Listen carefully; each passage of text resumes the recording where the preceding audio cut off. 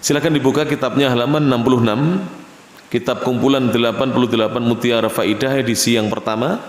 Kita masih dalam pembahasan perkataan ulama Ahlus Sunnah wal Jamaah di abad ini. Pembahasan yang ke-19, tanda kebahagiaan. Asy-Syaikh Dr. Rabi', bukan Ar-Rabi' ya, tapi Rabi' bin Hadi Al-Madkhali hafizahullahu taala berkata. Kita simak perkataan beliau ini. Beliau mengatakan, ini ulama dari Makkah tapi sekarang tinggal di Madinah beliau. Ini ulama aslinya Makkah dan sekarang tinggal di Madinah.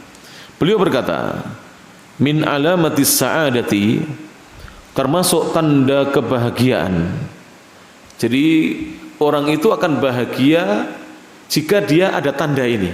Kalau tanda ini ada pada dirinya, maka orang itu insya Allah bahagia. Di antara tanda kebahagiaan, annaka tahrisu, bahwasanya kamu itu akan gigih dan bersemangat alal haqqi, untuk mencari kebenaran. Jadi seorang yang semangat ngaji itu tandanya orang bahagia. Niki ngapunten ya, mohon maaf. Jadi kalau kita ingin cari orang yang bahagia itu orang yang suka ngaji, orang yang suka menghadiri majelis-majelis ilmu, itu biasanya orang bahagia. Kemudian watabhathu anhu, dan berupaya untuk mencari kebenaran, mencari ilmu, belajar ilmu, itulah orang yang bahagia. Watafrahu, dan juga tanda yang kedua, dan engkau akan gembira, senang, idza nubbihta, jika kamu diperingatkan, ala khotoika, atas kesalahan yang kamu lakukan, atas kesalahanmu. Jadi orang yang bahagia itu tandanya dua. Satu, semangat mencari kebenaran, semangat untuk berpegang dengan kebenaran dan mencarinya. Yang kedua, senang jika diingatkan. Itu orang bahagia itu. Senang jika diingatkan. Contoh ya, insya Allah yang hadir di sini kebanyakan sudah menikah. Antum sudah menikah ya, Mas Salman sudah menikah ya. Kalau diingatkan mertua jangan marah mas, yang senang itu sampai bahagia nanti. Misalnya mantu bar subuh turu, males mau nyambut kayak kono, jangan marah. Jangan kemudian ngajak SD pindah omah, gak usah karo maratuwa ngene iki. Maratuwa gak mau enak ngene iki. Jangan marah. Senang. Kenapa? Karena mertua ketika mengingatkan kita walaupun bahasanya kasar, itu sayang dengan menantunya. Sampai ini dipek mantu disayang. Tapi kadang-kadang menantu tidak tahu kalau disayang mertuanya. Itu masalahnya. Di situ yang masalah para jemaah. Ini masalah itu. Taib. Jadi kalau kita diingatkan orang lain, itu hendaknya kita senang.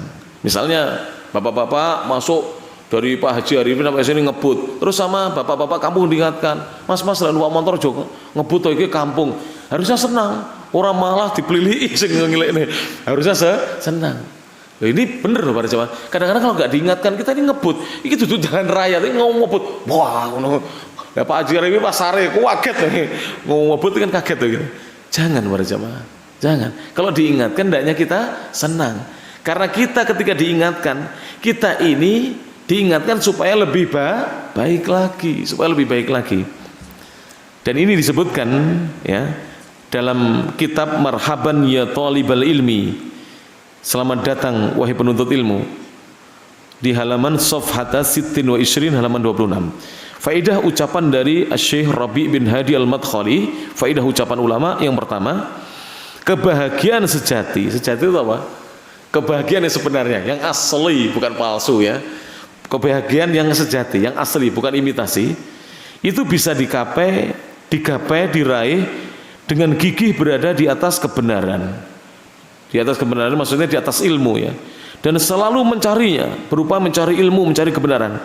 Serta bergembira, senang saat orang lain mengingatkan kesalahannya. Saat orang lain mengingatkan kesalahannya. Yang kedua, mustahil seorang itu bahagia jika ia membenci kebenaran atau benci ilmu. Jadi kalau kita tidak suka dengan ilmu agama Islam, biasanya itu tidak akan bahagia. Lo bener pada jemaah. Panjenengan ya, kalau ngaji begini atau khutbah nggak ngantuk. Kebanyakan orang itu kalau hadir khutbah kok ngantuk, makanya nggak dapat ilmu. Coba melek pada jemaah. Ngopi dhisik lah. Saat durunge Jumatan ngopi, jenengan mireng nih. Nanti nasihat itu banyak di situ. Kadang-kadang kita kasar dengan anak kita, dinasihati oleh ustadznya, kiainya, Mbok yao, jadi orang tua itu jangan kasar.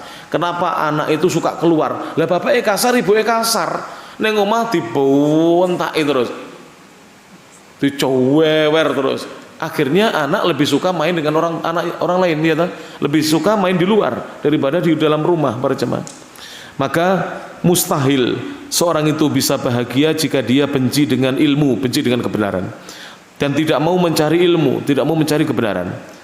Dan juga mustahil seorang itu bahagia jika dia marah saat ada orang lain yang meluruskan kesalahannya. Makanya tadi saya contohkan, para menantu jangan marah kalau kita diingatkan oleh siapa? Mertua. Mertua kita itu anggaplah orang tua kita. Ojo awake dhewe gelem karo anake, ora gelem karo pak mboke. Keliru enggak itu, Pak Jawa? Keliru mboten niku? Keliru. Kalau anake gelem karo pake ora gelem, karo ibuke ora gelem, keliru itu para jemaah. Disayang. Sebagaimana kita sayang dengan orang tua kita, kita juga sayang dengan apa? Mertua kita. Demikian bisa disampaikan, mudah-mudahan bermanfaat. Kurang lebihnya mohon maaf. Akhirul kalam, subhanakallahumma wa bihamdik, asyhadu an la ilaha illa anta, astaghfiruka wa atubu ilaik, wa akhiru da'wana anil hamdulillahi rabbil alamin. Tsumma assalamu alaikum warahmatullahi wabarakatuh.